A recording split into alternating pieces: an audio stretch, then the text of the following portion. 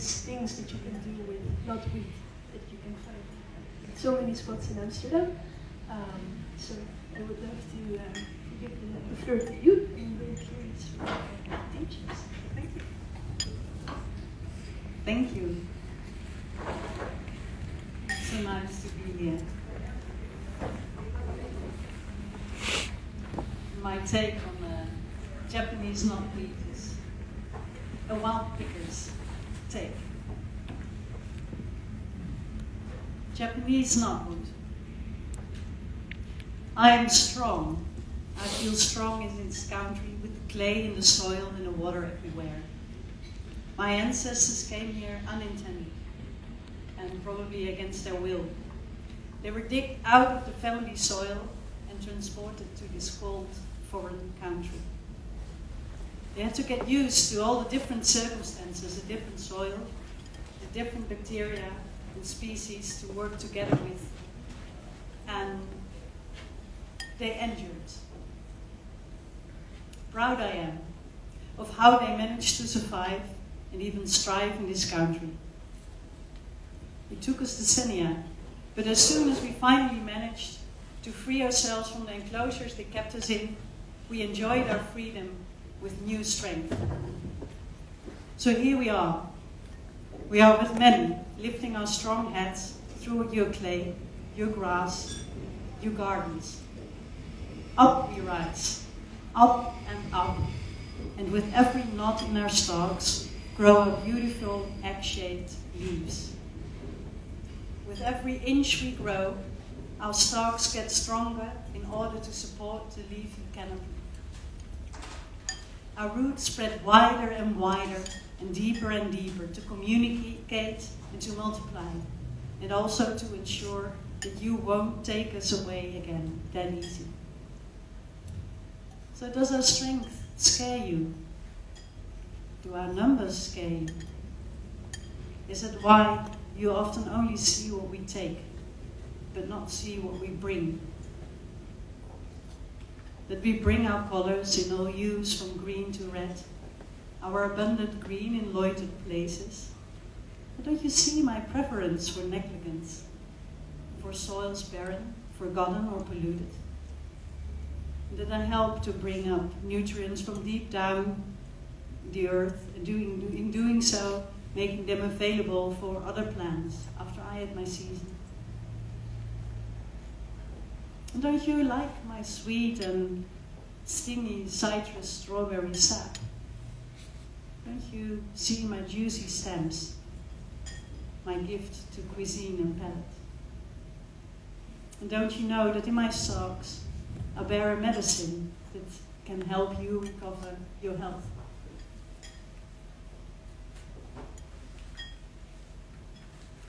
I am a wild picker, and I'm struggling with this microphone. Is there a way to keep it close or keep it further? Keep it close.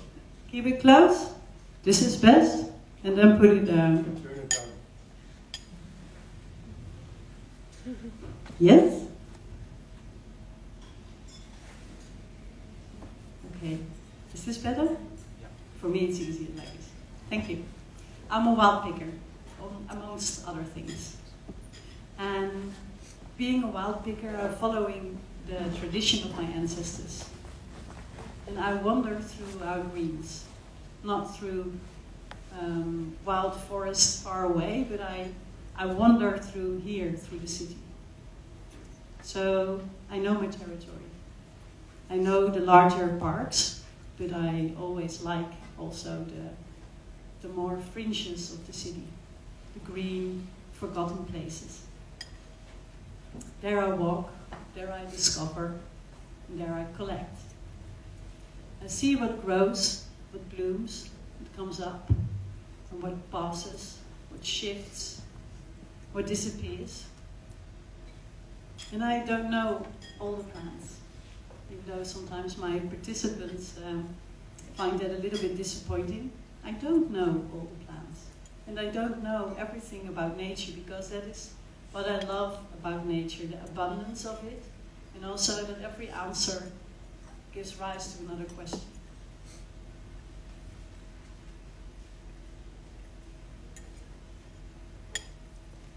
me, being a wild picker started already when I was young.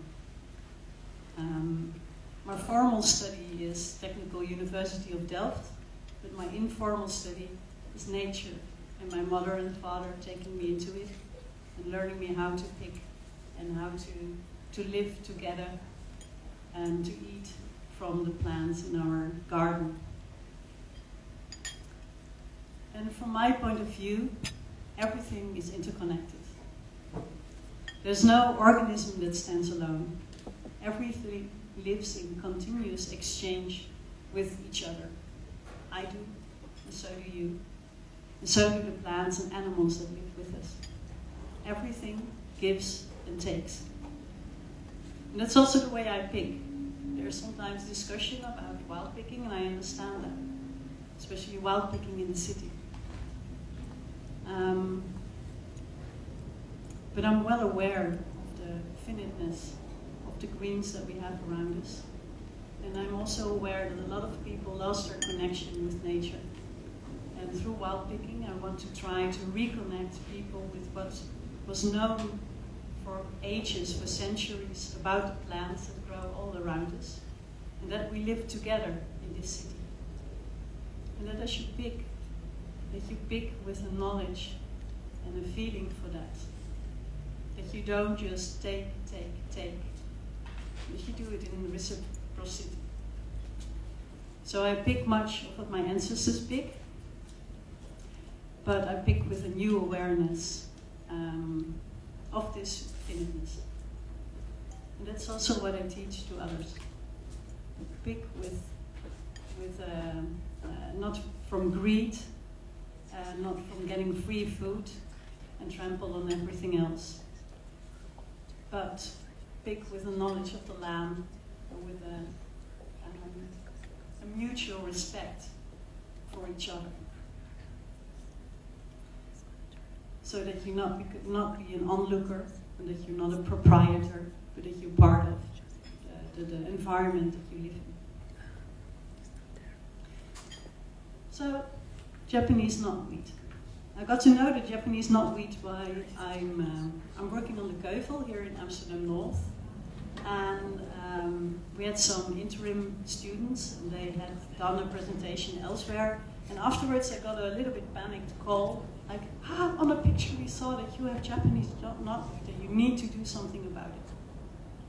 I was just like a little bit amused about the panic, about the plant. And made me look into it. And I indeed found 3 species of three plants of the Japanese knotweed, and I looked into it, and I found out pretty soon that they were edible. So I sent the clerk a recipe to make a lemonade from it, and he was not really amused. And that struck me, because okay, it's a plant, and what we understood from this morning, it is quite an invasive plant, and it might be really good to see if you can keep a balance. But why not look at what it also brings? So that's what I'm going to do.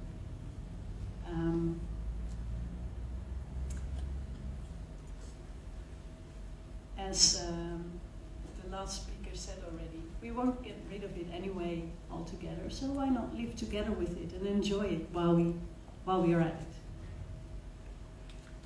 So let's begin with the looks of it, the colors. And also, you know that they brought in the Japanese knotweed because of the looks, because it was advertised as a really elegant and nice green, with its green leaves and its red stem. It's a really beautiful, elegant garden plant. That's why they brought it to here, and that's how they got it. That's how it got spread. So let's look at it. See its sensual way of bursting from the soil, going up and up, until it tilts its head. And what I love about it, when I look at it, I like it that with every leaf it gets, it tilts its stem the other way, as if it dances from the soil. You see? It's a little dance, a colorful dance with red and green. And up it goes. It goes as swift as bamboo, and I also like the way it grows seems a little bit like it. It doesn't get that high, but it has the same, how you call it, this, die schutten ertussen, schotten ertussen. Knopen. Yeah, the knots in between that are really close, just like bamboo. And the colors that it has, it can also be transferred to dyes, as some of the workshops will demonstrate later on this month.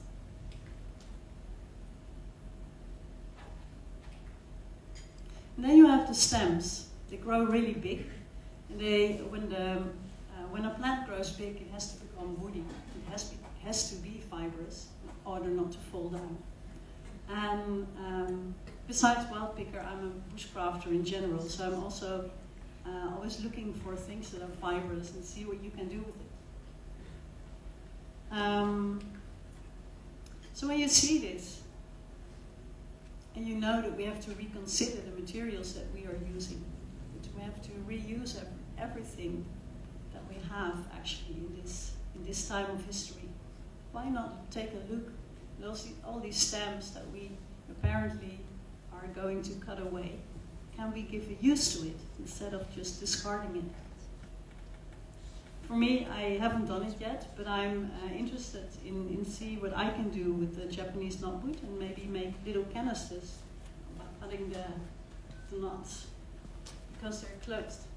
You can think of things like that, but it's more efficient maybe to see if we can turn them into building material or into fibers.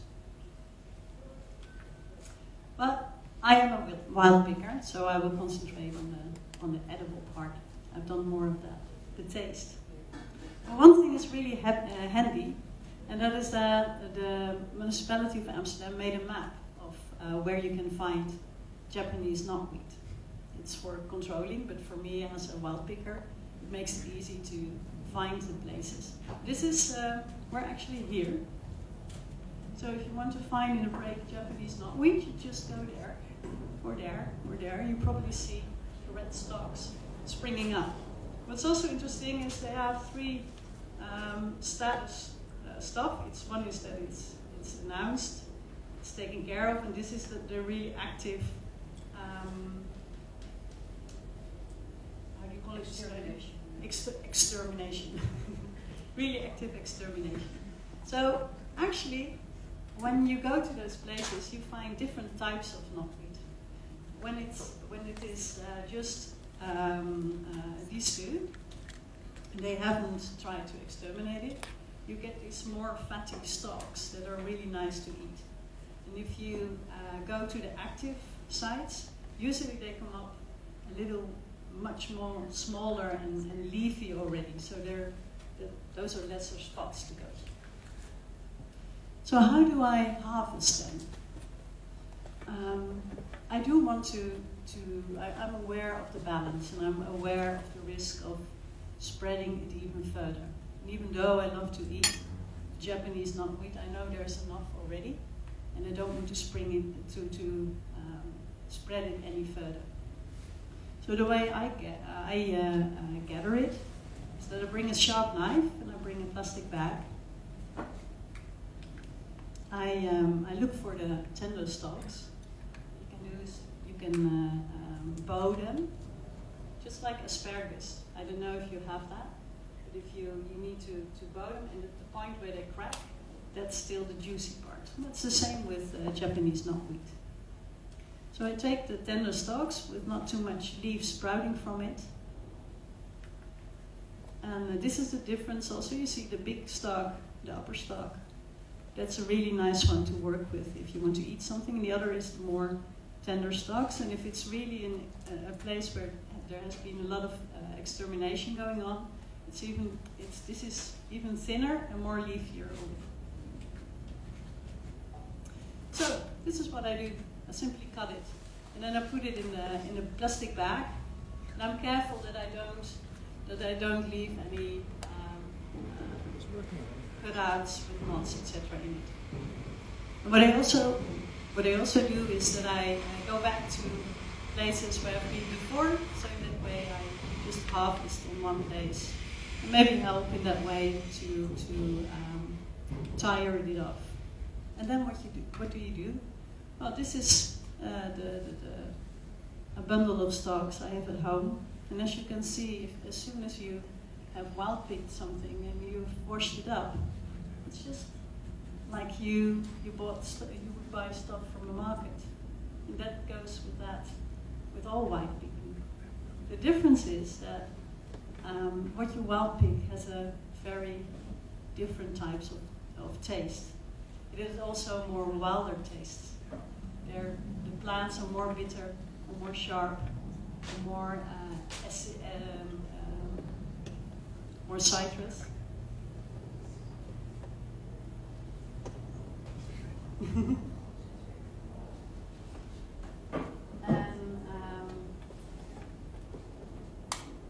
And for now, this is the time to pick. The stalks that I picked are the stalks from last week. These are the first that spring up, and now there are others come as well. So if you want to start picking, this is the time of year. And if you wait too long, the stalks become too high and too woody. What I like about the taste of Japanese knotweed is it has this fresh, little bit citrus-like taste combined with the fruitiness that rhubarb has as well, and angelica has also. And with all the wild things that you pick, I like to taste and then to see what you can make from it. So here you see them. These were one of the stalks that were a little bit more woody. Then you can peel them, and afterwards you cut them. This is for a crumble.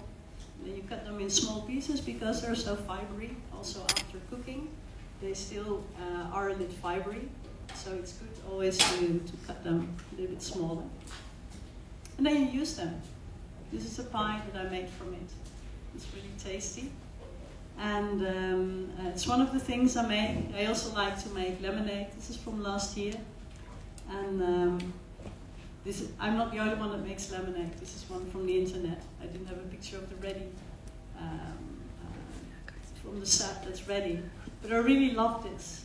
And it's really tasty, really lovingly fresh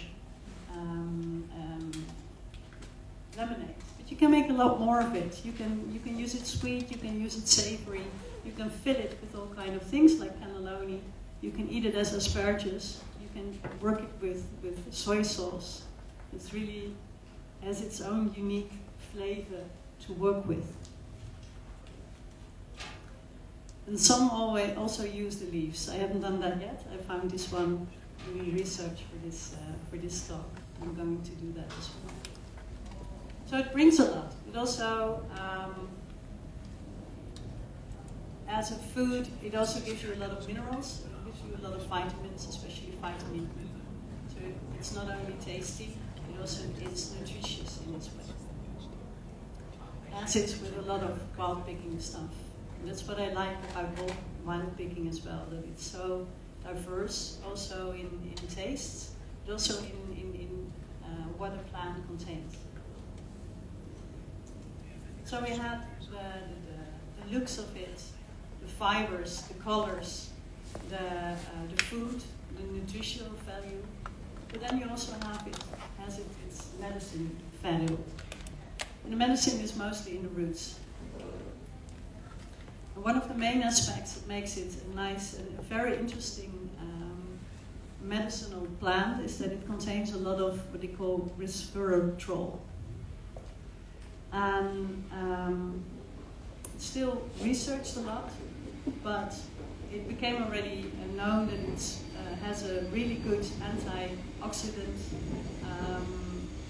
working anti-inflammatory, antibacterial, antifungal. In Chinese medicine, it's already a really famous and much used plant.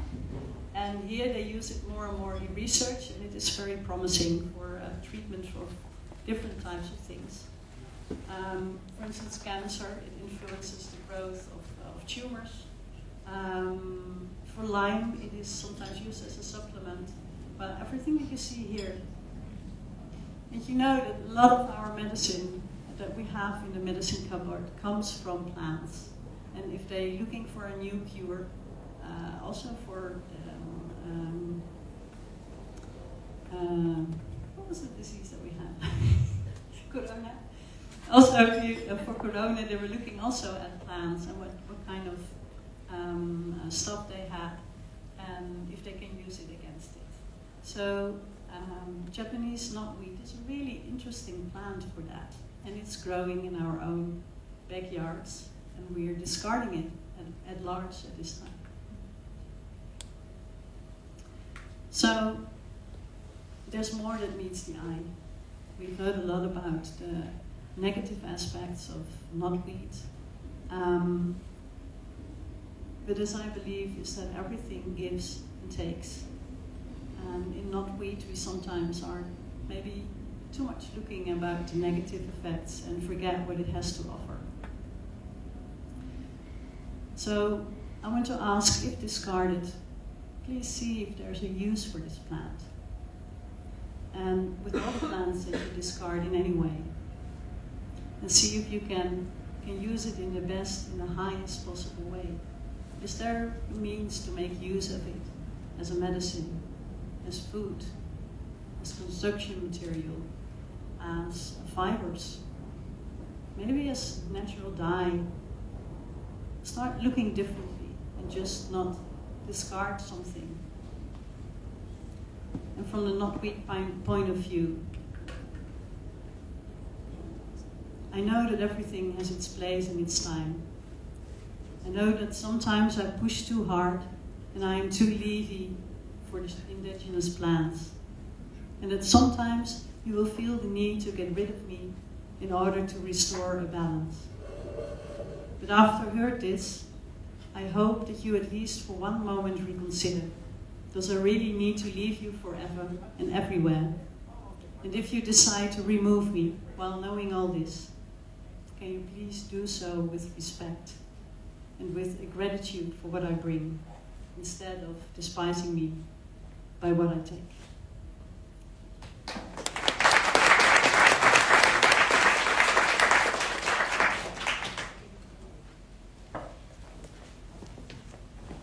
you so much, Anke. That was really lovely.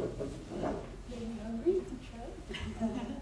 You showed me your postcards that you got as well. You can discover them outside. We have these beautiful flowers. Yeah. Thank you. So there's beautiful postcards made by a friend of yours. And we can put them outside. And it has a recipe for knotweed lemonade. So if you want to check that out, it will be outside. Are there questions from?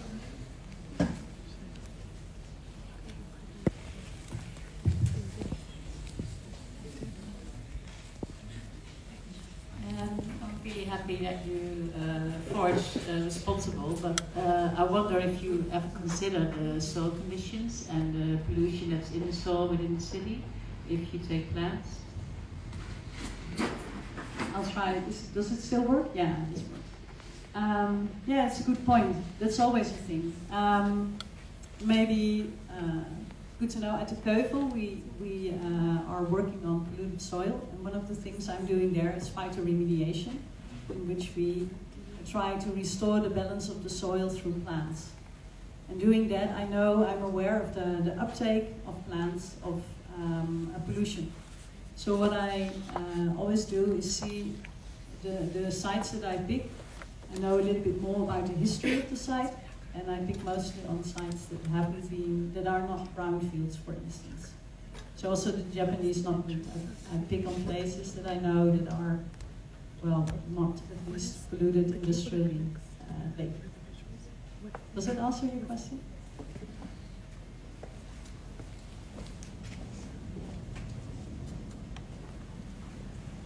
I saw your place in the Ceuvel, and then what struck me there was that plants were divided in two.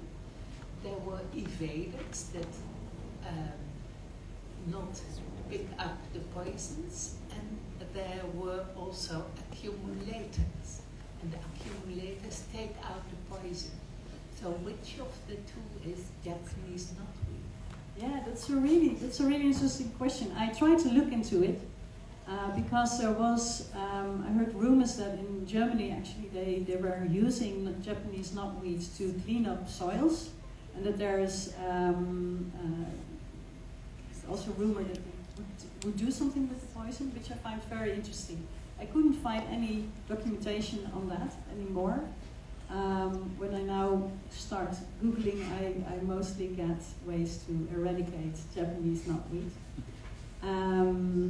So I don't know, but I'm interested to learn, and it might very well do something with the pollution. In this case, from the rumors that I heard, I would say that it's more an accumulator than a plant that lets it be. So that would be a reason to be very careful where you pick them. It's always a good reason to, it's not only this plant, there are more plants that take in a lot, like the brassica types, like koolzaad and raapzaad, they take in a lot of pollution. So it's always wise to know where you pick. Yeah.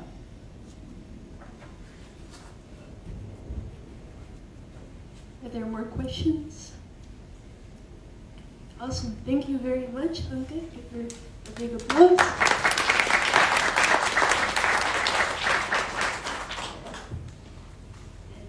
It's time to give the floor back to the Aroma Lab. So we are, for the people that were not here in the morning, we created the smells of we had one smell of the actual knotweed. That was the first one we started with, and now we will let you smell all kinds of ways of exterminating the knotweed. This one is the herbicide method. My voice is cracking, or it's a bit strange, but I hope you hear it well. We get to the extermination.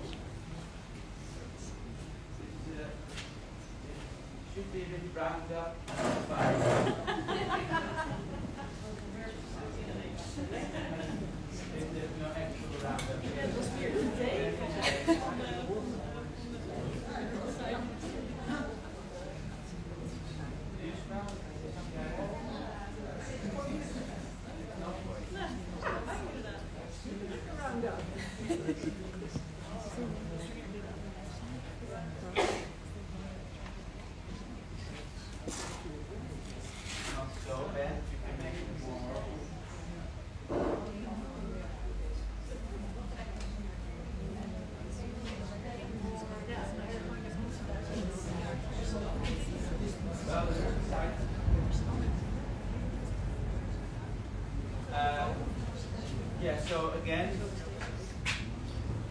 this is, I don't do it, I speak loud, I try to speak loud. This is the question was, can you explain a bit more about the smell of the herbicide? We deconstructed kind of the, I think it's glycosyl that's not present in the Roundup now, so we couldn't buy it, but it was also, well, I remember it being, so in my garden I once used it long time ago, and we didn't know all this horrible things about it. And I remember it being very kind of stringent, a bit sour, and also a bit like candle wax. Candle wax, kind of waxiness it had to it. It's very strange, unnatural, weird smell. We tried to get to it. That's that was this one.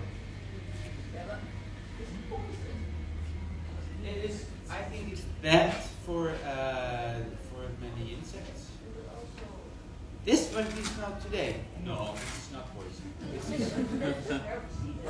Yeah, but they don't put actually herbicide in there. It's like it's the smell, and I use the smell and not the actual ingredient. Yeah. So you're safe. Thank you, Frank. Then I will introduce the next speaker. The next speaker is Gjalt Jan. I give the stage to you. I think this is going to be a really interesting presentation. We talked in the morning a bit about different ways to exterminate knotweed, and we saw that the effective way was actually digging it out. And you have a lot of waste, and it's very hard. It's not useful waste, it's hard to do something with it. And the Bokashi concept may be something to explore. It's very new, the connection between knotweed and Bokashi. But I'm very interested in your talk. Give a warm applause to Gjalt Jan.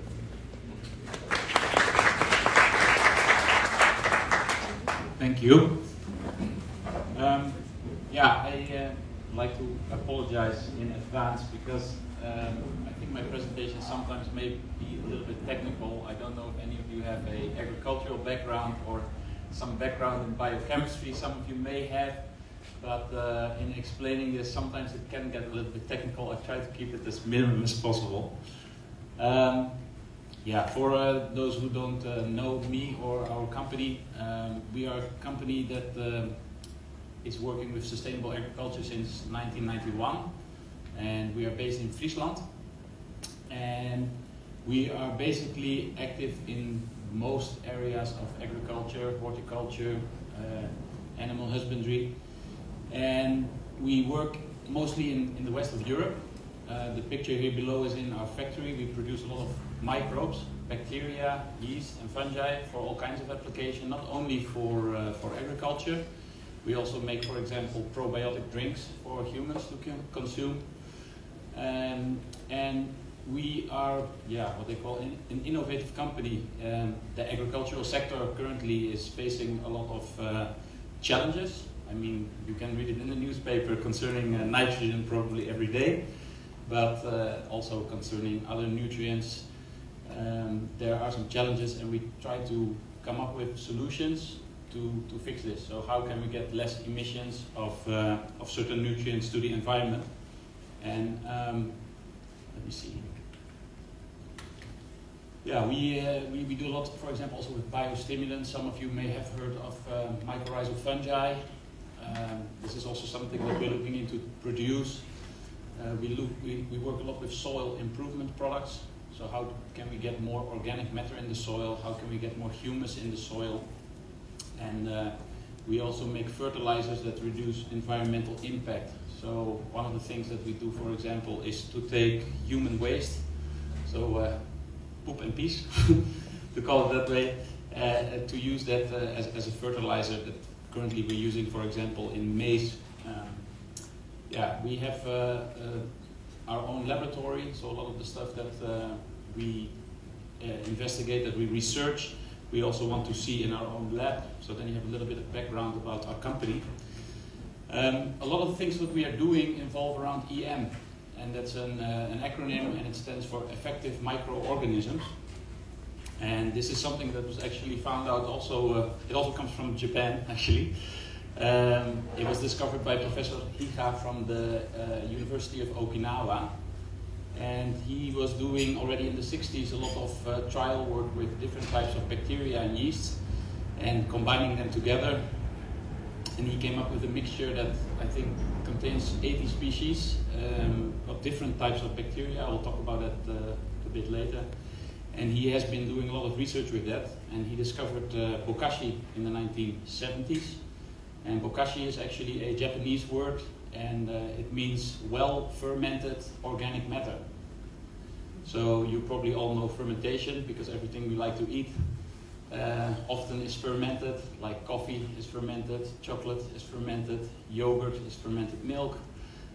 So we use fermentation actually every day, and of course also sauerkraut or like kombucha or something like this is all fermented. And he basically made a method in which we can use organic matter, we can ferment it, and then we can use it for the soil, like a sort of compost. The principle is a little bit different, and I'll try to explain that, but that basically is Bokashi. And he also wrote a book, if you like, you can read about it. It's called An Earth-Saving Revolution. if you want a little bit more background about it. So, what is in this mixture that we call EM? There's a lot of different species of microbes in it, and a lot of them are lactic acid bacteria, but also photosynthetic bacteria. This is already one of those more technical words. A lot of you know about photosynthesis. It means a plant uses water and oxygen and turns it into sugars with the help of sunlight. There are also bacteria that use sunlight, or at least a part of the electromagnetic spectrum, and they use that to produce all kinds of useful substances that then other bacteria and yeast can consume. There's also yeast in it, and it's a whole spectrum of 80 species of different microbes. And what they do is they are able to conserve energy. So there's actually also, if you look in nature, if you would just have grass and you leave it outside and it gets a little bit wet and hot, then microbes that are in that material will actually digest it and it will get hot. And you lose energy because heat is a lot of energy. And if you look at this type of bacteria, they actually conserve energy. So all fermentation processes are also cold. If you make a beer, if you brew a beer or you make yogurt, they are always cool processes. And these bacteria, they have constructive capacity. So basically they will break down the material, but then they will leave the energy or the building blocks to use it in another step in the natural cycle, basically.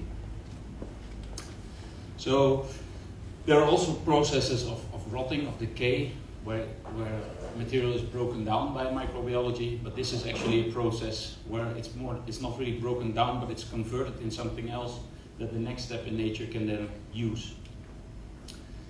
So I have a few pictures. I wasn't able to convert them into English, so I'll do that on the spot. But yeah, we are all very aware that if we have organic matter and we add microbiology, that we can make it into something very rich in nutrient content. For example, if we take water, hops and grains and we add yeast, we get beer. And in that beer, a lot of the nutrients that were more difficult to digest then come available and makes it into a very nutritious product. Well, they also know that for animals, if you take maize or you take grass and you add bacteria and you conserve the feed, that all kinds of antioxidants and vitamins and all kinds of things are becoming more available, and it becomes a really healthy kind of feed. But the same goes actually for the soil. If we have organic matter and we use microbiology to convert it, we actually get a type of food for the soil food web, all the microbes and also the bigger animals such as worms that live in the soil, they enjoyed it a lot, and this process is basically what we call Bokashi, so converting organic matter with the help of certain microbes. How do you do it? Basically, you can take any kind of organic matter. There are a few rules that are important. You have a mix of these microbes that I was telling about, and basically during a process of 8 weeks, it converts your organic matter in something that you can use to then as a sort of natural fertilizer for your soil. You have to add the bacteria culture, and there are, like I said previously, also lactic acid bacteria. What they do is they consume sugars and then they produce acids in turn, and it can become very acidic. And back in the day, they used this also as a conservation method. That's actually what we do with yogurt when we want something to become really acidic, really sour. But the problem is when something becomes really sour, all microbiology also stops to work. Then something becomes conserved. And in this case, you actually want the bacteria to break down the material so that when you spread it out on a field, that it then in turn also goes, it will decay easily. So we add some other ingredients like a liming material, calc, and we add also clay minerals. And you can use all kinds of organic matter. You can use, for example, leaves, like you see here at the bottom, just leaves that drop off the trees here in the city or outside of the city. You can use grass, you can use all kinds of vegetable material. It doesn't really matter. And as I will show later, you can also use the green parts of Japanese knotweed. You mix it with all the ingredients, and then you have to put it under plastic. You take out all the oxygen, all the air. It's an anaerobic process, so it doesn't use oxygen. And then you keep it under plastic and you leave it to sit for about 8 weeks. What's important? It's important that it's a little bit moist. We say between 30 and 50% dry matter content. The reason for this is that bacteria, we always say that they cannot walk, they like to swim. So the bacteria, in order to break down the material, they need a little bit of moist in the material. It doesn't have to be soaking wet, but you can, if it just feels a little bit damp, then usually it has enough water content. Another really important one is the ratio between carbon and nitrogen in the material. And just to give you an idea, if you look at wood, just firewood, it has a CN ratio of about 300 or 400. That means for every 400 parts of carbon, there's only 1 part nitrogen. That material is too dense to digest for the bacteria. And ideal is between 15 and 25. And if you look, for example, the kind of grass that grows alongside the road typically has around a CN of 20. If you look at leaves that fall off the tree, have a CN of 30, roughly, just to give you an idea. But ideal for this process is between 15 and 25. And it's very important that we do this in an anaerobic way, so with as little oxygen as possible. So when you make a large heap, if you would, for example, use Japanese knotweed, you make sure that all the oxygen is out of it.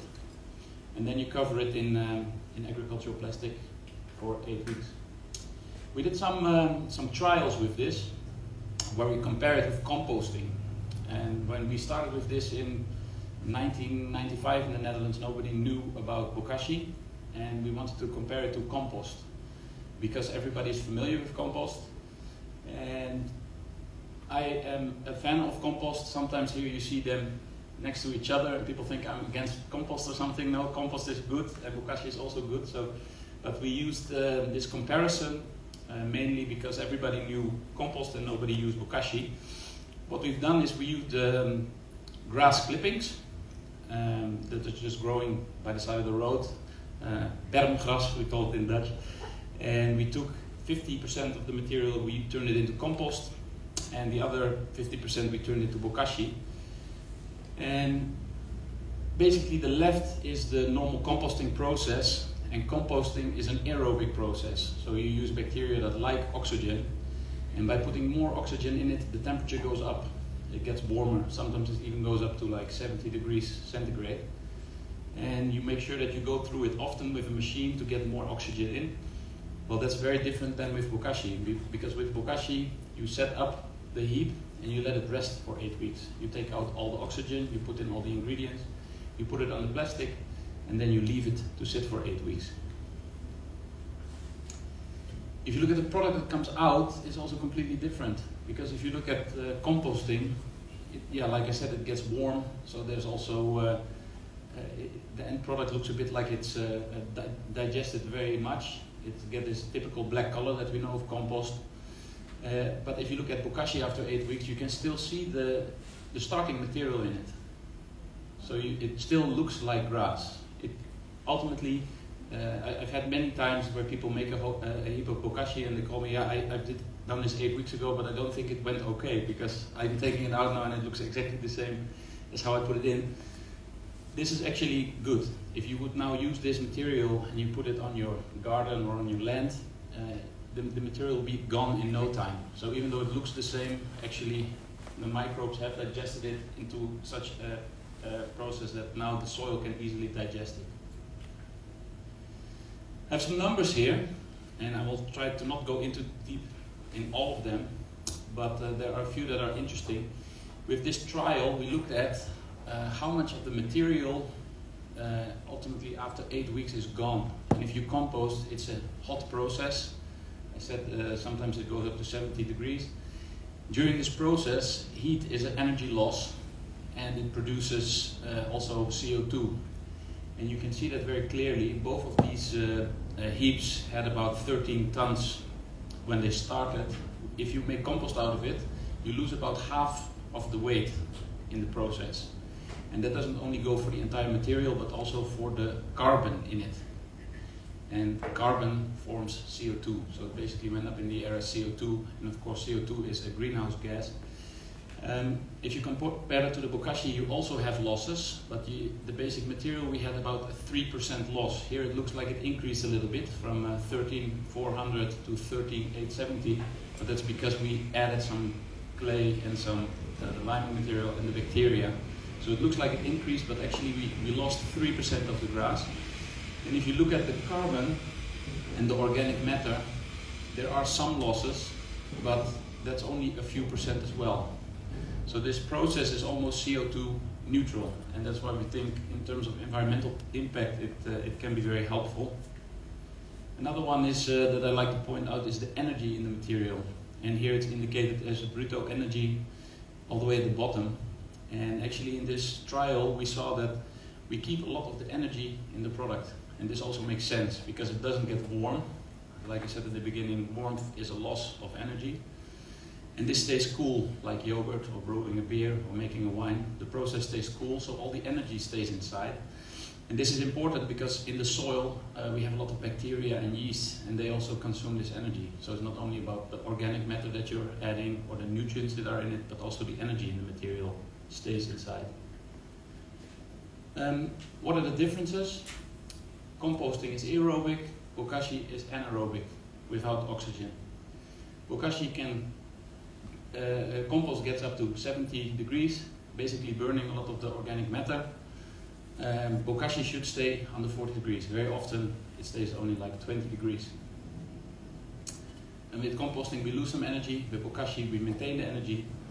With composting we have high CO2 emissions, with Bokashi we have low CO2 emissions. Another one is because composting is an open process, rainwater can come in and then you can get leached. So in Dutch we call it percolaat. It means that the liquid inside will come out of it and it can contaminate. Well, because Bokashi is on the plastic, you don't have this problem. As long as you keep the dry matter content, if you don't make it too wet, the beginning material. Typically, if composting is done by third parties, and people pay for it, if I look at municipalities and the Dutch water boards, if they bring organic matter to composting facilities, it can cost up to like 25-30 euros per ton.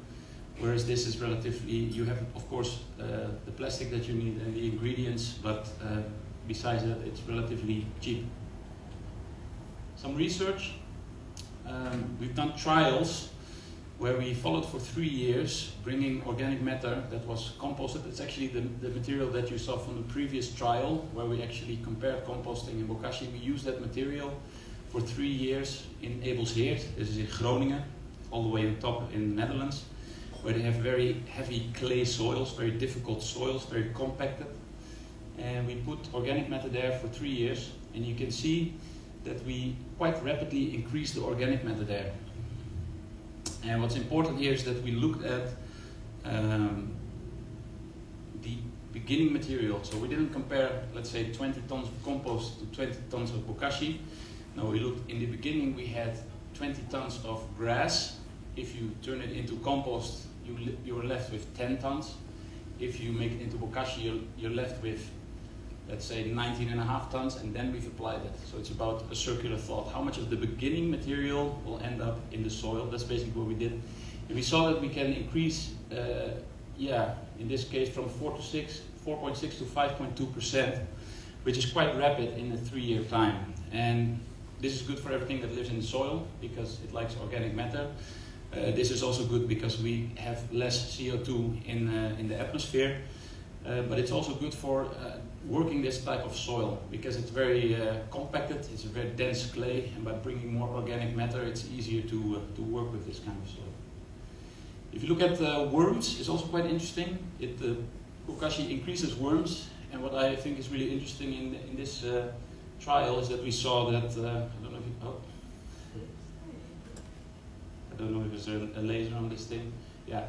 So if you have a low dosage of Bokashi versus a high dosage, we saw that with the lower dosage we get more worms than with a high dosage. So more is not always better. And I see this very often with soils. Also, if you, we also use, for example, volcanic rock dust or some other kind of natural soil improvers. And there I also see that more is not always better. It's better to do a few years a little bit than in one time to do a lot. So in summary, I won't read all of this right now, but Bokashi, this was basically an introduction of how the process works, and then now I would like to go into how do I look at Japanese knotweed. Is Japanese knotweed suitable for this process? There's several ways of looking at this. You can look at it from an agronomical perspective. Is it good to feed the soil? You can look at it from an environmental perspective, like how does it impact our environment? And you can also look at it from a legal perspective. I'm not going to go into the legal part. I think there's somebody else who will do that. I just took an open mind to see, is this process suitable for using this type of material? And there's not a lot of research. We've done some research ourselves, mainly practical trials. I've used Japanese knotweed to make Bokashi. It works, but it's not without risk. And I saw that there's a university also in Slovenia that also did a trial with Japanese knotweed. You can find this paper also online if you Google it. And it's from the Department of Agronomy, the biotechnical faculty of the University of Ljubljana. And they used Japanese knotweed. And why I used this trial is because it also gives some technical background of what was actually in the material. And if I look at the CN ratio, which is here, in the end material, they speak of about 15. And like I said, to make Bokashi, roughly you need between 15 and 25. Actually, this indicates that it's relatively high in nitrogen versus carbon. That's what it indicates. But it means that it's actually suitable for Bokashi. And we also see this because in practice we've used this material. All the other values I think we don't have to go into right now. But what they did in this trial, they looked at it as a sort of organic fertilizer, and they look at the nutrients that are in it. And they found that it has nitrogen, phosphorus, and potassium. For those of you that don't have a background in agriculture or plant physiology, those are the three main nutrients that you need to grow a plant. And it's in there. It's not a lot, but there is some in it. I wouldn't use this as a fertilizer per se for the nutrient content, but it's good for mainly the organic matter that's in it. So like a sort of compost, a soil improver, I think you can use the material. They really cut it up real fine. So this is the product that they use, the Japanese knotweed, after they treated it. And they've fermented it with EM bacteria. What are the pros? If you look at this product, it has enough moisture. It's a very leafy sort of green plant, so you can use it quite well for that. It has a good CN ratio to do this process. It contains plant nutrients, like I just showed, and you can use it to increase the organic matter in your soil. If you turn it into Bokashi versus composting, it also helps reduce environmental impact. What is the downside of it? There's not a lot of research. I've done some research myself. The leaf material, it ferments very well, but of course there's always the risk of spreading. And with most weed seeds in the Bokashi process, they are destroyed. If you look at composting, one of the advantages of composting is it gets very hot. And because it's very hot, it will also kill bacteria, it will kill weed seeds that are in the material. Bokashi is a cool process, like I said, so we don't have that. But what happens is, if you have a weed seed inside the heap, it will germinate, and then you will have a small plant going up. But because there's no sunlight and there's no oxygen inside, all the weeds that are in there will die like that. And also, if you look at Japanese knotweed, for example, the material, if it's well prepared, well shredded, and it ferments over 8 weeks, what we see in the trials is that it doesn't then germinate again, but it's of course very risky, because if it does, it can lead to a lot of problems. So this is not something that I would advise for everybody to like, hey, let's go and try, but I think it's worth looking into it, doing more trials to see if we can process it in a way where it doesn't form a risk. But for me, yeah, I think it's something that for now we should leave to the professionals. So if you want to do this, do it with somebody that understands the process, because if you do something wrong, for example, if you don't keep it anaerobic, that the plastic is not on it, or you do some other things wrong in the process, you may run the risk that you actually spread it, and I think that's it's quite risky. But there is potential. If I just look at it, will it ferment? The answer is yes. Are there nutrients in it for the soil? Yes, but I also think it's kind of risky. So yeah, tread carefully, basically. Any questions?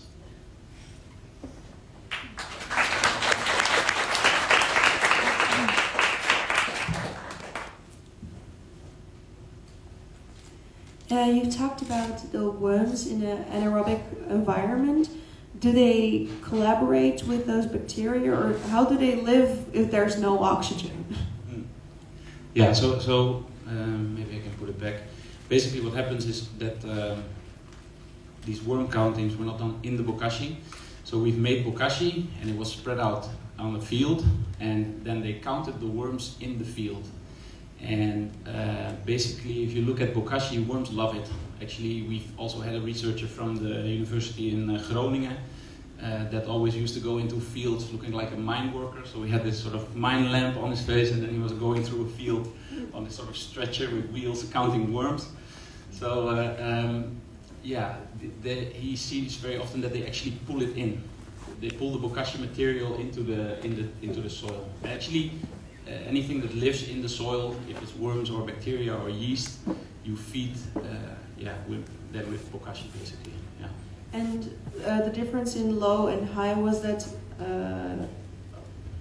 about how thick the layer was on the field, or how much was spread throughout the field?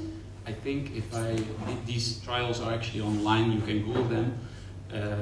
But if I'm not mistaken, low dose was around 10 tons per hectare, and the high dose was about 20 tons per hectare. So double. Okay, thank you. Welcome.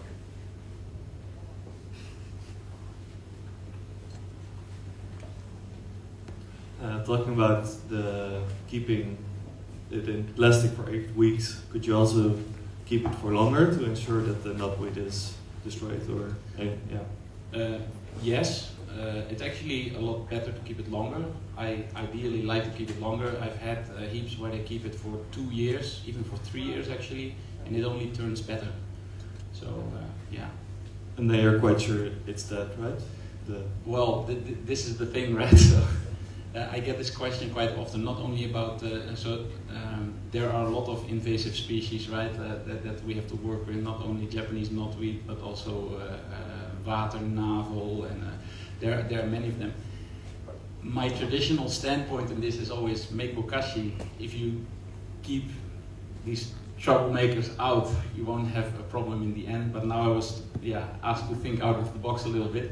So typically if people ask me, do you think it's a good idea to use Japanese knotweed? I would say no, at this moment it's not a good idea until we find a way how to do it so that it doesn't spread. But I like to keep an open mind and just look at, does it ferment? The answer is yes.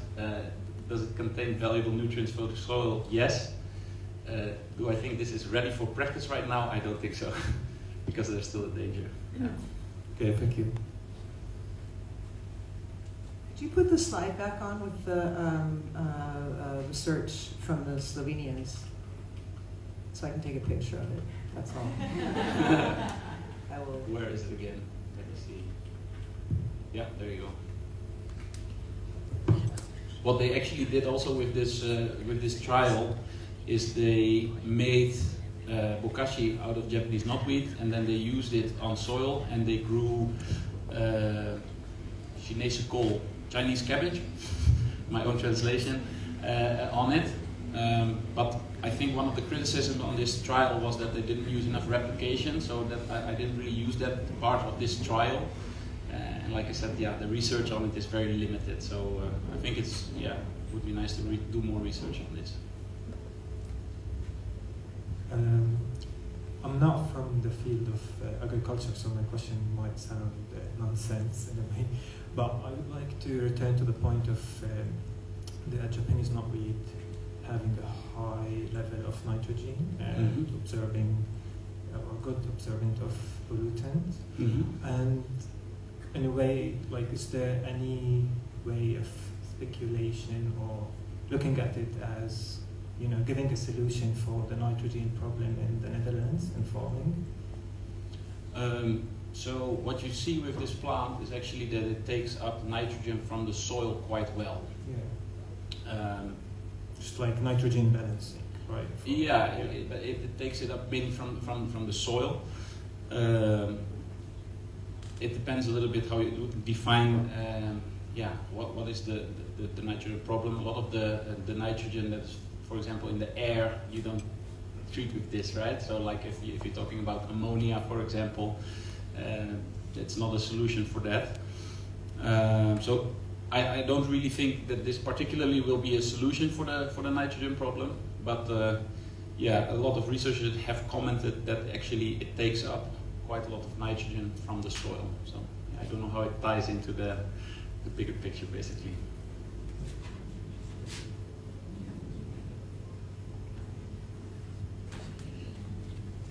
Thank you so much, Gjalt Jan. Are there any questions remaining? Okay, thank you so much. One big applause for Gjalt Jan. And I'll give the mic back to Frank.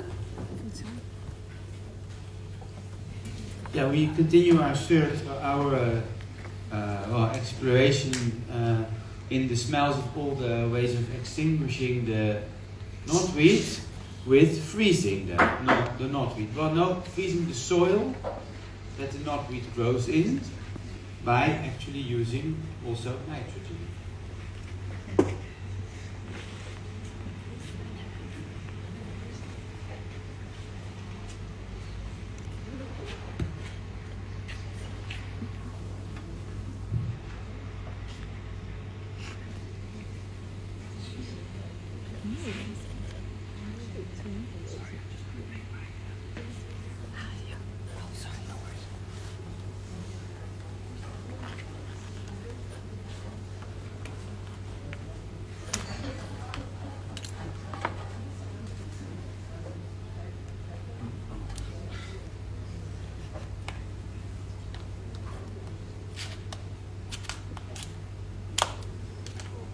Don't stick your finger in.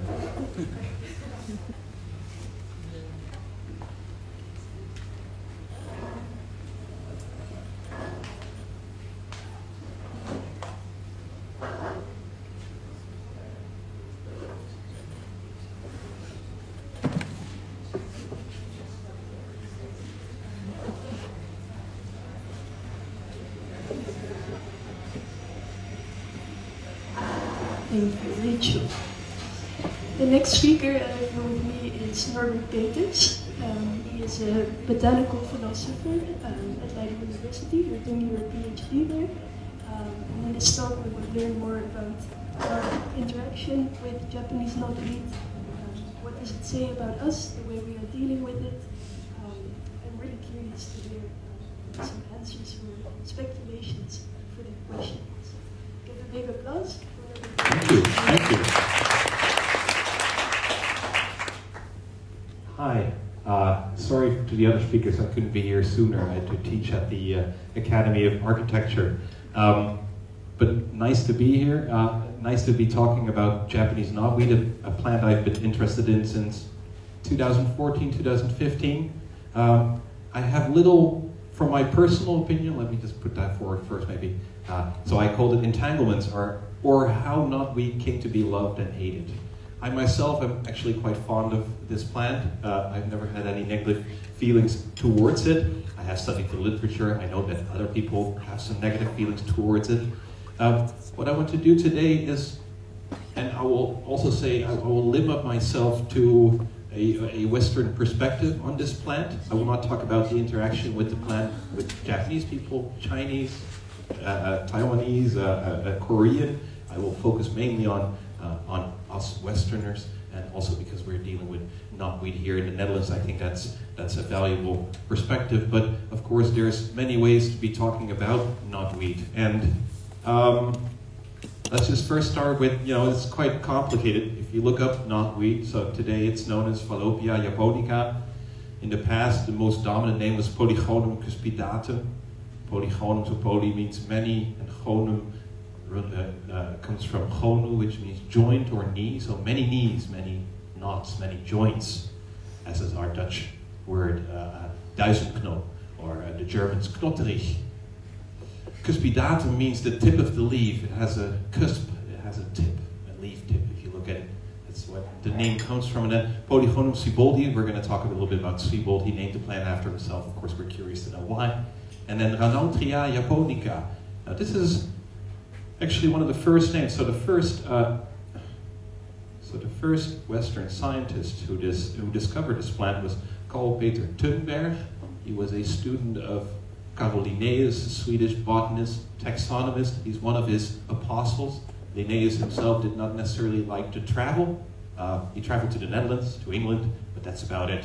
And he sent his apostles out to all the other continents to collect plants. Thunberg was one of them. And Japan, especially in the time that he visited, which is about 1784, is a country that Westerners really cannot enter. So he is there at Decima. We will talk a little bit more about that later. And he collects this plant. So this is his collection example of Japanese knotweed. You can clearly see, compared to, for instance, Sakhalin knotweed, we find here that you have this flat leaf base. You can also have a heart-shaped leaf base, and we're dealing with Sakhalin most of the time. Sakhalin is an island above Japan, maybe that's good to say. So he collected this example. The name Polygonum cuspidatum was later added. He just wrote E. japonica. Later on, he said this is a Polygonium species, but the first time it appears in Western print is in Natuurlijke Historie by Maarten Houttuin, a Dutch naturalist, working very closely with the Linnaean system and Linnaeus knowledge of plants, and producing these bundles, Natuurlijke Historie, natural history, in which he talks about natural history from the mineral kingdom to plant to animals. And he also depicts Japanese knotweed for the first time for Western eyes to see. Very beautiful plant. He names it Rhinautria, which is a bit strange. Later on, it has moved a bit, now we call it Falloppia. This has to do with the leaf anatomy on which the plant name was based. So he made a bit of a taxonomical error, it seems. Of course, he worked with material that was collected in Japan, dried. Not the best material to work with, but nonetheless, this is our first image we have of this plant. And then we have this fellow gentleman, Philip Frans von Siebold. Notice the von. This is rock that we were dealing with aristocracy here. The Siebold's were a very famous family in Würzburg. At the university, many of his grandparents, parents were famous physicians at this university and at the local hospital. And he was also trained in medicine. There was no training in botany or biology at that time, so if you wanted to know anything about the natural kingdom, natural history, medicine was your goal. He became a very good physician and also a very good surgeon, which came to play an important part later on in his life. And he's connected to this plant, which he named after himself. And he was also the one who introduced it to the Netherlands, and from there it seemed to have spread quite well. Philip Frans von Siebold, he goes to the Netherlands, basically enlists into the Dutch military service as a surgeon. He travels to the east, first to Batavia, but he gets sick along the way, and he is taken to Buitenzorg, which is a little place, Bohor nowadays, very close to Batavia, where the botanical garden was, and the palace of the Governor General von Capelle. And he came to know this person, and Capelle grew quite fond of Siebold. As he was recovering, he noticed Siebold was a very good student and very wise already for his age in botany. So he thought, wouldn't it be great if we sent Siebold, like Thunberg before him and Engelbert Kempfer before him, as sort of a natural scientist to Japan to gather more knowledge on the flora, fauna, minerals of Japan. And this happened, of course. He went to Nagasaki. This is Nagasaki Bay. Here we see Dejima. Very small island, artificial island, as you can see, closed off. The Dutch were not allowed to get off this island. If you want to know the size of it, it's about the size of the Dam Square here in Amsterdam. It's not very big. It has a small botanical garden, which of course Siebold maintained. And Siebold had quite a special position here. It was hard for him to get in. You need to know that Japanese were very fluent in Dutch at that time, especially border patrol. The Dutch had long trading connections with the Japanese, and the Japanese were very fond of Dutch culture. You even had some samurai daimyos renaming themselves with Dutch names. It's very interesting, wearing Dutch clothes, eating Dutch food, and when the Dutch visited, especially when they went on their court journey, they always had to do Dutch things, you know, dance like the Dutch, laugh like the Dutch. This was very entertaining. Okay, I'm sorry, I'm digressing. He's on Dejima, but he's a physician. He's a very good physician, and they notice quite quickly. He gets students from outside, Japanese students who are interested in Western medicine, and he teaches them. And when a local daimyo, one of these local lords, you could say, aristocracy, had an eye problem, he had glaucoma, which is a very difficult operation, but Siebold succeeded in this operation. And this allowed him some privileges to go outside of this small island. He even set up a school for physicians, which grew to be quite, well, popular in his day. Many students came to him to learn about Western medicine. He also met a wife. Of course, he couldn't marry. She was a courtesan, Otaksa, and they got a baby together, Oine. And Oine later on became the first female physician in Japan and the female physician of the royal empress. So there's even a manga based on her life. Okay, well, I'll skip. All right. So he does, you know, his medicinal practices. He's teaching students, but he's very interested, of course, in the natural history of these islands. He collects a lot of animals, and he uses his students to collect these animals as well. Of course, he can't travel far. He makes one court journey through the country, so he does collect some along that journey. But for the most part, he's relying on local correspondents, local people helping him, and the local artists as well. Kawara Kaiga, who made these beautiful illustrations of the different animals that were collected. This is the giant water salamander, but also horseshoe crab, and many, many other animals that were interesting to von Siebold. And, well, it didn't really go well with Siebold, so he went on this court journey, which was an obligatory journey the Dutch need to make every 2 years, in which they needed to bring a large list of presents for the shogun. They were never allowed to see the shogun, but they needed to go to Edo, and they needed to go on this court journey. Edo is modern-day Tokyo. When he reached the court, he, of course, then was conversing with many of the people at the court. He was also doing medicinal practices, teaching people things, and even doing some tests. So he writes in his diary, for instance, that he was the first one to touch the royal breast because he needed to check the breasts of the daughter of the empress for diseases. Okay. He got maps, and this was where it became very controversial. Our position in Japan became very controversial. He got maps of an island, Hokkaido, and also of other northern islands, and they were discovered that he received these maps from the court astronomer. The court astronomer was told to commit suicide, which he did. Siebold was also told to commit suicide, which he did. He returned to Dejima, of course, and not under the best circumstances. Most of his material was grabbed from him, but he was allowed to bring some things whilst exiling the country. In this exile, you have to know, he had a wife and a daughter. There's a scene which he describes where his boat is leaving, and a small rowing boat comes up to the boat in the morning mist, and this is the last time he kisses his daughter and his wife goodbye, and he receives little boxes with their portrait in it, laid out in porcelain. Or not porcelain, laid out in lacquer work? Oh, no, I'm not.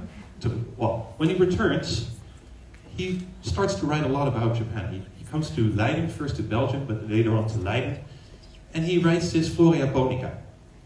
And in Flora Japonica, he tries to do as many, or show as many of the special plants that the Japanese islands have. And he wrote this together with the German botanist Joseph Gerhard Zuccarini. And in Leiden, he also starts what he calls Jardin d'Acclimatation, so an acclimation garden, a nursery. And he starts to sell and grow Japanese and Asian plants, which he gets from his correspondents and his students that are still in Japan. So he does still have ties with this country, he's just not allowed in anymore. And from this nursery come many, many of our garden beauties, the ones we see growing nowadays in the garden. Of course, not all from his nursery, but many other nurseries, of course, also popped up. But he was the first one to introduce hortensia. This is a beautiful blue hortensia named after his wife. This is, of course, the famous hosta, and this is the princess tree, Paulonia, named after the Dutch princess.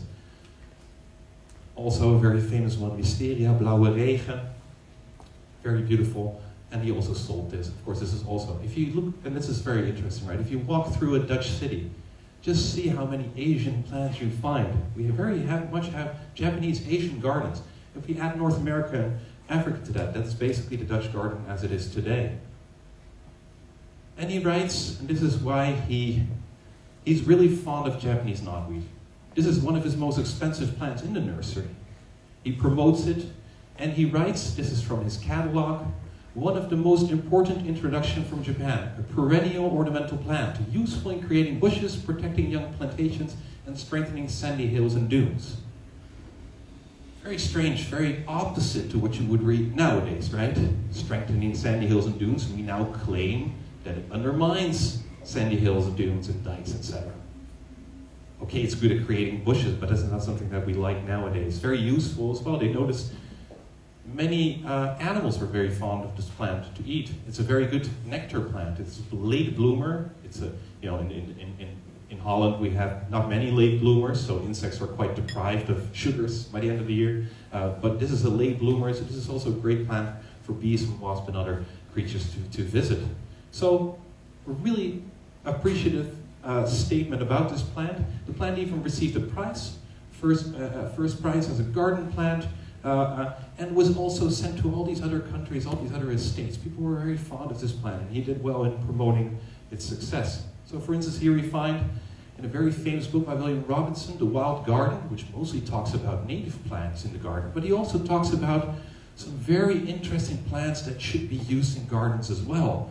So this is Polygonicus pidatus, so Japanese knotweed as we know it, and he said, if instead of the formal character of much of our gardens, you know, think of the formal French geometric gardens, plants of bold types similar to the above were introduced along the sides of woodland walks and shrubbery borders, how much more enjoyable such places would be, as at almost every step there would be something fresh to attract notice and gratify the eye, instead of which such parts are generally bare or given up to weeds and monotonous rubbish.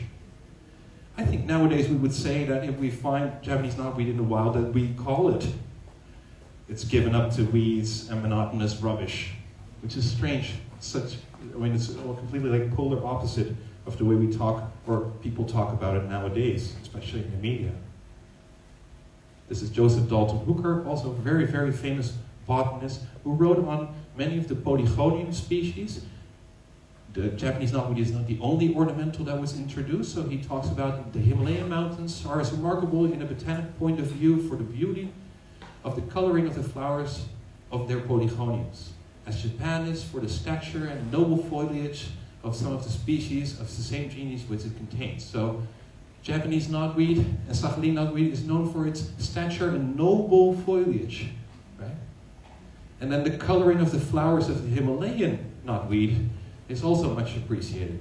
This is also a plant we find nowadays many times planted, also in things run by the county. A very beautiful plant as well. Not a problem as yet, I think. And then he writes about, and this is fascinating, so you would think they're very positive about this plant. Don't they know? It's a fast grower. It grows wild, you know, it grows very fast. No, they do know. But they like this. Right, so he says here, the Japanese and North Chinese Polygoniums of the section, well, are amongst the most ornamental herbaceous plants of the garden. That's a curious statement as well. Some of them, as the Polygonum cuspidatum, are Japanese knotweed and Sakhalinense, throwing up in the summertime branches so numerous, long, often 8 feet high, and strong, as they become truly bushes. They are of graceful habit, easily grown, perfectly hardy, and increase underground suckers with such rapidity that the larger sorts are apt to prove troublesome monopolists of the soil. So here you do see a little bit of a, well, they can become troublesome, but still quite positive overall. And the same is true for Heinrich Witte, a Dutch botanist who talks in a book called Wild Roses about very fast growers. So also he was quite clear on the fact that these were fast growers. What growth, what flowering, what development in a few days. You know, if you look at Japanese knotweed coming from the ground, sometimes you think you're living in the jungle, they grow that fast, right? The same with giant hogweed. Such fast growers in a very northern temperate, mild climate. The Podium Sachaliense, so this is the one from Sakhalin, as it were, a counterpart of the one just mentioned, of the Japanese knotweed, even more stout in appearance in the summer, and which takes hold of the soil and its surroundings in a much more brutal way. Of course, today we talk about the hybridization that took place between the Sachaliense and Japonica as being even worse. Right? Oh, this is a hybrid running amok. But he's, again, very positive, and he actually likes the fact that they're such fast growers. He's interested in the fact that they show such prolific flowering and growth. But now, of course, we get a different view nowadays. From the 50s, the last century, to nowadays, if you look at the amount of articles that are negative about Japanese knotweed, are on the rise. It's a clear upward trend. And the titles are often, I'll translated all these titles, of course, for you, but so part of my French and English, but I hope I sort of kept what they said. Keep clipping those monsters. Knotweed, indestructible terror plant. Eradicate the Japanese knotweed in Enschede. Use poison is necessary. That's very, it's almost, fearful, sort of terror.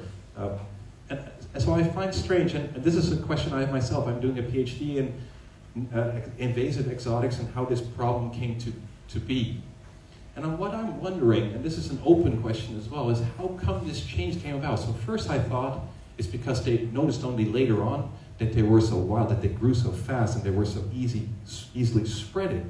But this was actually something that was noticed and was actually appreciated. So it seems like that wild side was something that was actually spoke to persons as a nice ornamental thing to the garden. But then, of course, maybe our attitudes towards wilderness have changed a little bit. I read yesterday that there was a house where they discovered a nest of snakes, a very common native snake, and the people wanted to move. Or you read, newspaper articles of wolves, people being very afraid of wolves. I think we're very afraid of wilderness. We like wilderness, we appreciate it, but we're also seem to be very afraid of it. So I think it has something to do with that spontaneous, wild character of the plant, the fact that it grows beyond our control. It's first a garden plant, and we like our garden plants, but we also like our garden plants to stay in place, to stay in the garden, and to be taken care of by us. But isn't it strange that if a plant does well by itself, that all of a sudden it gets this title, invasive? And of course there are many, many things to be said about negative sides of plants being introduced from afar, not many natural enemies, for instance, although there are some studies showing that actually native insects, for instance, are actually quite quick to learn how to appreciate these invasive exotics. So for instance, with American bird cherry, vogelpest, as we call it, or bospest in the Netherlands. This is a plant that's now even has more insects living on it and with it and from it than our native bird cherry, which rises. Well, I'm sorry. This is my philosophical end. Like, there's no really an end. I just don't know why we all of a sudden hate them so much. But I do have the feeling that it has something to do with this idea of native versus exotic, which became more prominent. Maybe also because we transported more, we transported ourselves more, we became more on the move, and therefore maybe we like to go back a little bit, feel nostalgic, and have only native things in our country. That's why I call it reverse sakoku. Japan in the time of Ceuvel was a country in chains, meaning no foreigner was allowed inside the country except on behalf of the shogun. Otherwise you would be killed. Well, don't we have somewhat of the same approach sometimes with these invasive exotics? It's also like something from another soil that sets root here. We need to uproot it, eradicate it. If you look at these, so this is going to make no sense. In the PowerPoint, these were the nice sort of things that I could click, but I think that they turned it into a PDF, which is fine. We just read the last one. See, here's where it also becomes a little bit ugly, right? The fact that we still always emphasize Japanese knotweed or Sakhalin knotweed, or we say, oh, there's a hybrid between the two, even though these countries are not very far apart. This is, evolutionarily speaking, it's not very uncommon that that hybridization occurs between very closely related species that also look very much alike. So sorry, I'm sort of on a very positive rant today on Japanese knotweed. Of course, I haven't heard the other speakers, so it might be the only one with a positive rant, but I hope not. I hope some of you share some of my doubts and feelings about the way we deal with these plants, and of course not saying that, so I'm very interested in ecology, and I know that ecological impact is not something to be underestimated, and human influence on ecological impact is not something to be underestimated. But I do sometimes feel that they get the blame for the fact that we have uprooted so many plants and animals already, and maybe also created empty niches for other plants and animals to be filled that we transported here by ourselves, intentionally, unintentionally. This is something that we can really, argue that much against, and especially maybe, and I'll finish on that, maybe a nice finish. I always have this question, like, if we call Japanese knotweed an invasive exotic, shouldn't we point the finger first to ourselves? I mean, for our evolutionary history, if you look back, so for 99% of our evolutionary history, we've lived in Africa, in the Horn of Africa. That's where we evolved. And we spread quite profusely over the rest of the globe. Same as many plants and animals, of course. Hijacking and coming along for the ride, so to speak. So it's also maybe in a sense that I feel like we should also maybe point the blame at ourselves a little bit if we're calling something an invasive exotic. Sorry, this doesn't have a clear ending, but I hope I sort of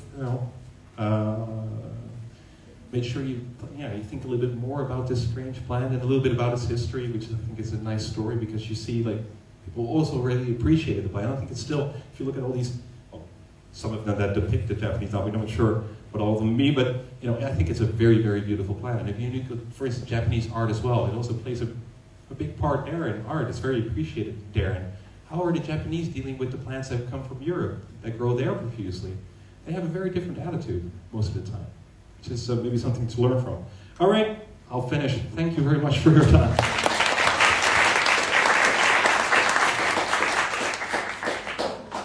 Thank you so much, Norbert. It was a wonderful presentation and really nice to get the whole story of how it came to live in our country. It actually reminded me a lot of Ala's exhibition. Ala's sitting here in the audience, and we made a beautiful installation on the wall next to the kitchen with a bunch of words that are used to describe knotweed. So maybe you want to quickly tell something about it? Yeah, thanks for the extensive presentation. I have kind of like question and comment. So knowing that the Japanese knotweed has been reproducing itself vegetatively for a couple of decades already, how true is the Japanese knotweed introduced or reintroduced by Ceuvel in Leiden is the mother of all Japanese knotweed in northwestern Europe and North America? This one, like, is this true or?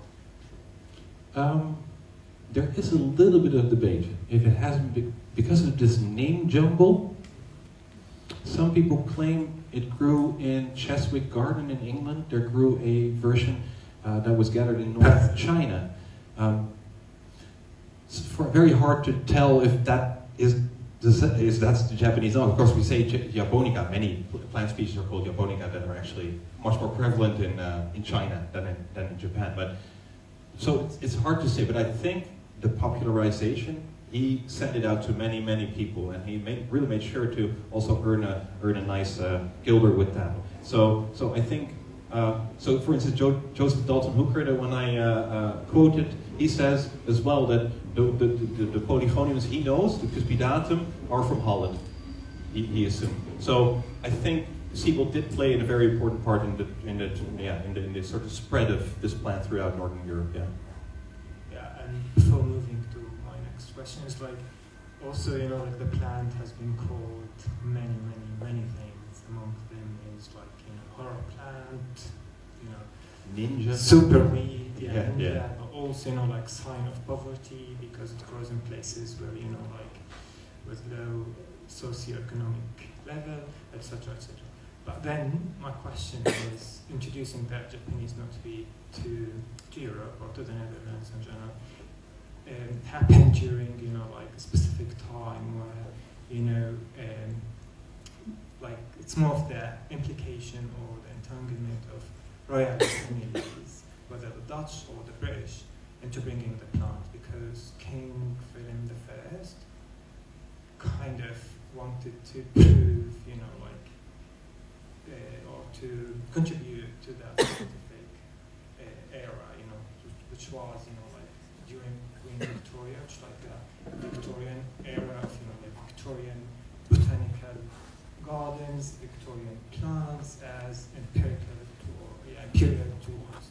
So, in a way, King Willem, you know, insisted that Ceuvel travels under the auspices of the VOC, like the Dutch East India Company, to Japan, and then the plant is brought because of this. Not entirely, but that's too much detail. But yeah. the Dutch East India Company already went under by that time, so he's part of the Dutch.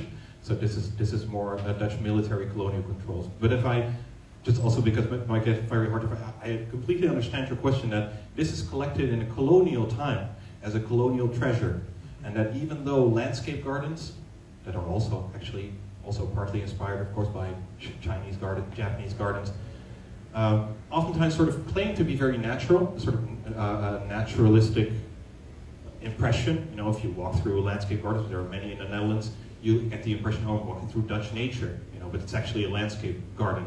But of course, these landscape gardens are also showcases for Japanese plants, all these great colonial plants. And even look at today now, the botanical gardens. If there is a giant penis flower, a Morphophallus titanum in flower, then people go to the botanical gardens. This was no different back then. This was also seen as something like, oh, the Dutch and the English, you know, they were almost fighting to find the biggest Amorphophallus. And the English were a little bit faster, and the Dutch found another very big one, but it's not as big as, you know, get these kinds of disputes. And I think this ties in with the Japanese knotweed as well, that of course it was introduced not from a very ecological, friendly perspective. Ecology wasn't even around yet, so it was very much introduced as, you want to have a taste of the exotic, or a taste of Orientalism in your garden. So of course this ties into it as well. I only have 20 minutes, so of course there are much more layers, but we should definitely talk. I have the feeling we need to talk more because you're very fluent on this literature as well. Sorry. No. Like last comment is like also the plant traveling to England and becoming one of Queen Victoria's favorite plants, basically. That's how, you know, like became, you know, like a noble plant that wanted to be, you know, present in every garden and beyond gardens as well. Yeah. And you see it in the name giving as well. So yeah. calling Paulonia after Paulonia, you know, you see it many times planted nowadays as well. I mean, yeah, they did this on purpose. Joseph Hooker, almost all the plants he discovered were named after his friends, and mostly his high-placed friends. Yeah. That's practice by that time. Yeah, definitely. More questions. Maybe easier questions as well. No. Hi, thanks for the nice talk. I was wondering about, you talked about knotweed being used for dunes back in the days, and now that we don't want them in our dunes and in our dikes. Why were they used for dunes back then? Was it a landscape technique, or was it actually used for safety, like, or for dikes? I don't know. This is a strange question that I have yet to find out with ecologists. I have ecologist friends who have sort of talked about this to them as well. So Ceuvel says it's very nice for railways. So you have spoortaluut. I'm not sure if this is working anymore. Am I still okay? Spoorwegtaluut. So railways and railway embankments. So he said it's especially good for that. Embankments, dikes, because it grows profusely. The root system holds much of the substance together. And I find it hard to imagine why this should not be the case.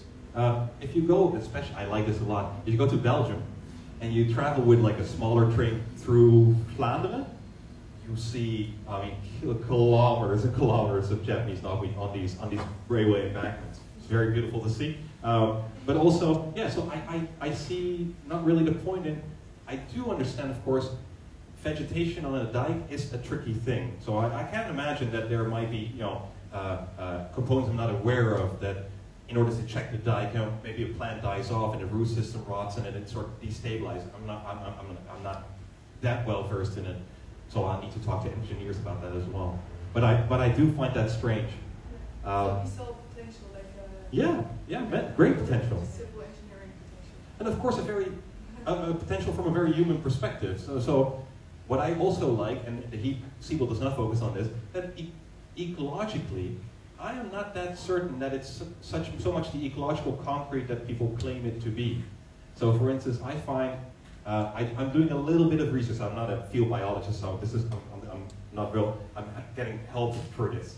But I'm observing, so when the shoots come up, I'm observing them and seeing if they're being gnawed on by different insects, basically. And I'm also trying to photograph pollinators, or at least that visit to suck a nectar, because we've touched on one point, so it just reproduces vegetatively, not through seeds. And this is also a strange thing with many invasive exotics. That is most of the time the case, that they are clonal, they just reproduce vegetatively. And what's interesting is that the first invasive exotics, to tie that a little bit into your, actually you see a rise and then you see a steep decline. And I'm also wondering, are we still a little bit on the rise and will we see a quick steep decline soon? Or are we really going to see the plant further growing? I'm not sure about the upward trajectory. But yeah, so this is very strange that it seems to be like a total 180 on why it's being appreciated. Yeah. True. I'm talking a lot, sorry. It's very long answers.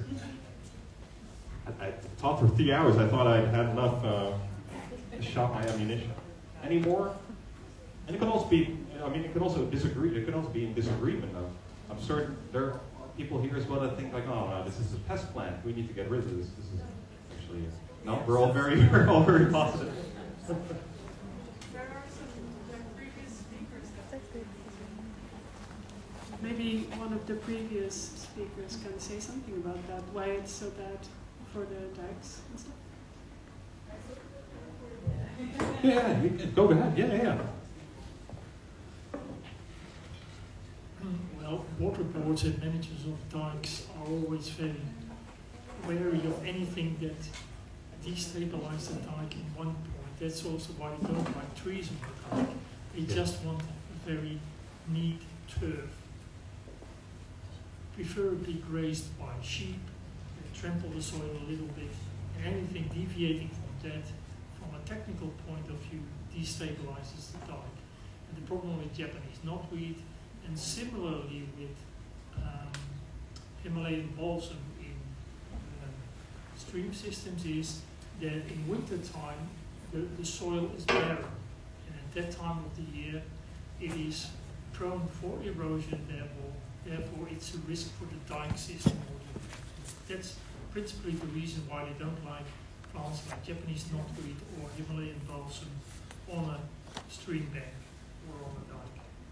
That's what. But isn't it strange and the problem, let's say, with a railway embankment and Japanese knotweed or any plant producing very strong, fast-growing rhizomes is that it interferes with the technical aspect of the construction material that is underneath the railway. That's what it is.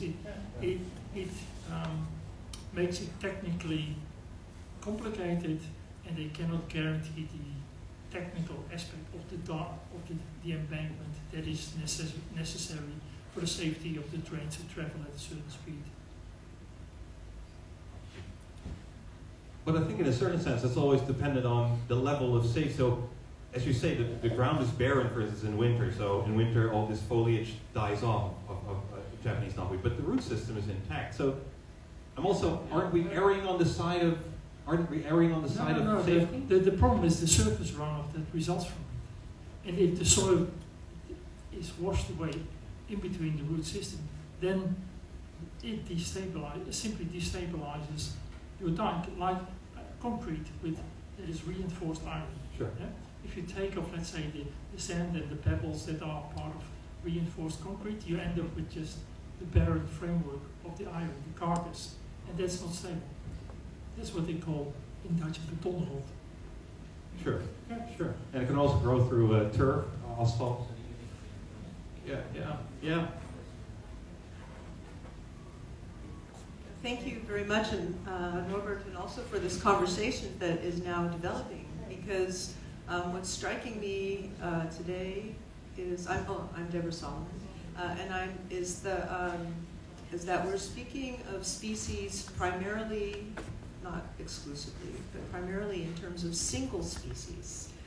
And we're speaking of situations where there might be in a season or a portion of a season a so-called barren soil, except for these are highly managed lands. They don't need to be topsoil, or the above ground situation does not need to be barren as long as we're managing. I'm a little bit puzzled by, but I'm interested. Oh, I thought it was everybody else being crazy with the microphone. It's the microphone. Yeah, the microphone is a bit off. Sorry, That's okay. for not shouting. But no, it's this single species approach is creating, also in our conversation, some room for improvement. Sure. In terms of stewardship, landscape stewardship. Well, I sometimes have the feeling, so for instance, if you're walking through a city, you're walking through an inner city, I have to, so nowadays there's more debates on how much time do we mow, how much time, when do we mow the sides of the roads, etc., etc. But I still have a very strong feeling that it's mostly aesthetics. It's mostly just we like clean roads, clean sides of houses, clean. And there might be safety aspects, traffic aspects there as well, but I have the feeling oftentimes also as well that, so sort of agreeing hopefully with you, with this single species approach, or anthropocentric approach, maybe, that could also be a term that sort of ties into that single species approach? During the last half hour of this symposium, I'm going to lead a panel discussion, and I think this is exactly the thing that we should be talking about. So this, I think that's we have more perfect time. thing. Yeah, we'll have more time to discuss it. I didn't say that to cut you off, No, but sure. just that this seems to me very rich, and we can continue with it. Yeah, and I also like, I'm exploring this. I'm a philosopher. I'm not a technician, engineer, etc. But I'm really interested in also this different aspects of dealing with this species. So, and I have sympathy for safety issues with trains. We had a derailment in Leiden not too long ago. Hopefully not through Japanese knotweed, but I mean, but yeah, of course, I understand safety issues. And it's a balancing of different values. I'm just having the feeling that sometimes the plant gets the worst end of that deal very easily because we own the land, right? So that's so isn't that strange sometimes? Thank you. Thanks for your nice speech. My name is Liesteen. I thought maybe there's another explanation why people in the Netherlands talk with so much aggression about exotic plants and animals. And I read this book from one of your colleagues, Wouter Oudemans, and he calls this botanical racism. I wrote that book with him. No, it's not a secret. This is true. Yes. Well, so that's when I was first introduced with the plant. So let me just make it clear an example. For instance, giant hogweed. Giant hogweed, maybe you know the song from Genesis. How do you say in Dutch? Looking for the ball, let's see. Wait, dus een reusberenklauw, right? Yeah. Reusbeer, giant hogweed. In some countries they take a quite nice approach. For instance, in Sweden, they take a quite nice approach. You learn about the plant, you learn how it is dangerous to you, it can be dangerous to you, and you learn how to appreciate it. In Scotland, you find this attitude towards giant hogweed as well. Here in the Netherlands, for instance, they write in the newspaper, the gemeente should be responsible for removing this because it's near a playground and that's where my kids play. And I'm having always the feeling that, especially in the Netherlands, but also this is also maybe true of Great Britain, that if we're dealing with human safety issues, especially healthcare issues, that we get very scared very easily. There was a story one time that people made a blowgun from one of these stalks, right? So if you take the hollow stalk of a giant hogweed, you can use it as a blowgun, but it has phototoxic chemicals that make you very, UV light burns you up. So it causes very nasty burns. But I'm thinking like, why can't we learn? Why can't we learn? People like, the bunnies have to learn not to eat brandnetel as well, right? And they first get pricked. So why don't we learn instead of saying we need to remove all these plants, right? Because oftentimes it's almost like dental plaque. If you take the train, I don't have a car, so I take the train many times. You see the places that we least visit.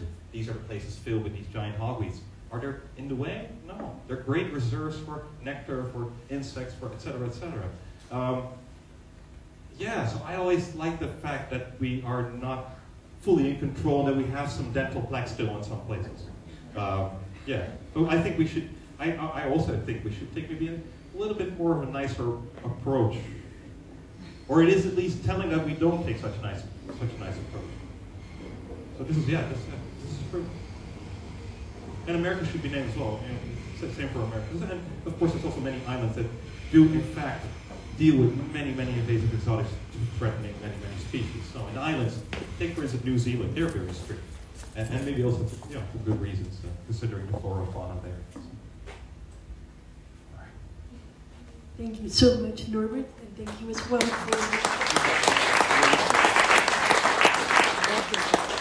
for giving some room for discussion. That was very nice, and I agree with Deborah that it would be nice to talk more about this during the panel discussion. Right now we have another short break for tea and coffee. We have it here in the corner for free. If you would like a cappuccino or something, you can also go to the restaurant. Maybe you can check out the exhibition of Ala. It's right next to the kitchen. The official opening will be tomorrow, but it's very nice to already check out. Thank you so much. Sorry, English. Oh, sorry. Were they nice to me on the live feed? Yeah, no, yeah, they were.